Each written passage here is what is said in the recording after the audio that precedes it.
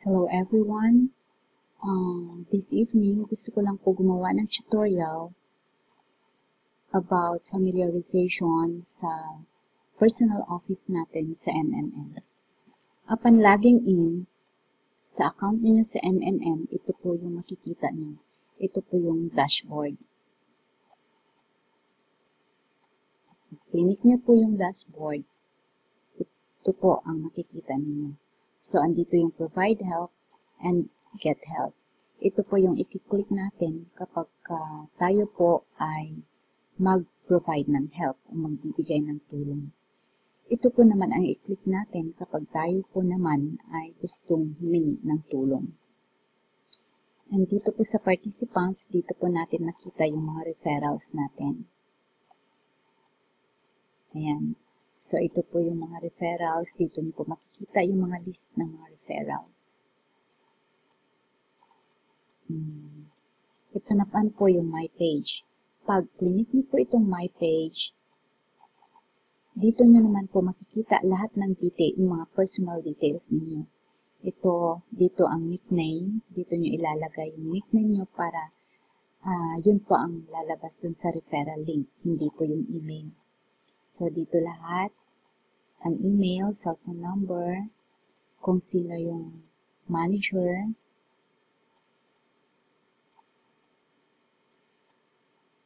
diyan po makikita. And dito naman po sa kabila, dito nyo po makikita kung sino yung nag-refer sa inyo. Ayan po. Ang nag-refer po sa akin, of course, is no other than our very own Captain Elmer Labinghisa. And ito naman po, dito nyo makikita yung referral link. So, i-copy-paste nyo lang din po ito kapag meron kayong referral, i-copy-paste nyo. Then, yun po yung isi-send ninyo dun sa mga invites ninyo para pumasok po sila as your directs. So, yan po. Dito ang manager. Make my manager. Kung hindi nyo pa masyadong kabisado yung personal office ninyo and you need the guidance of your manager, pwede nyo po dito i-click. Yan, click, then click OK. Ganun po. Kapag alam nyo na po lahat-lahat, pwede nyo na rin pong i-cancel ang pag-entrust ng account niyo sa manager. So, yan po. Dito naman po sa Mavro, pag click po natin ito, dito natin makikita yung Mavro natin. Ito yung mga Mavro ko. Mga unconfirmed pa po yan. Dito nyo po makikita kung magkano na po yung growth ng inyong Mavro. And ito makikita nyo po dito, transaction and available withdrawal. Pag click nyo po itong available for withdrawal, dito nyo po makikita kung magkano na ang pwede nyong ihingi ng tulong na amount. Dahil ito na po yung total ng inyong Mavro na na-accumulate. Then, every Wednesday, ito po ang lottery natin. Huwag po natin ito kalimutan. Maglagay ng numbers.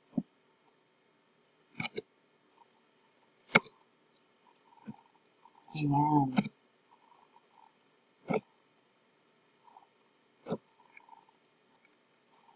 I-click lang po natin ang Remember My Choice. Ito na po ang jackpot prize natin for lottery. $128,000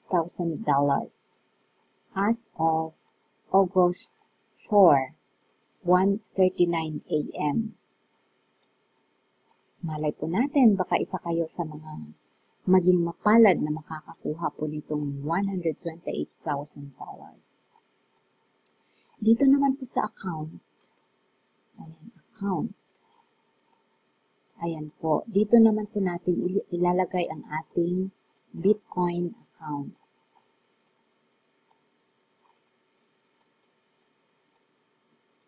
Ayan, para makita po talaga natin. Ayan. So, ito po yung Bitcoin account. Ang Bitcoin account ko.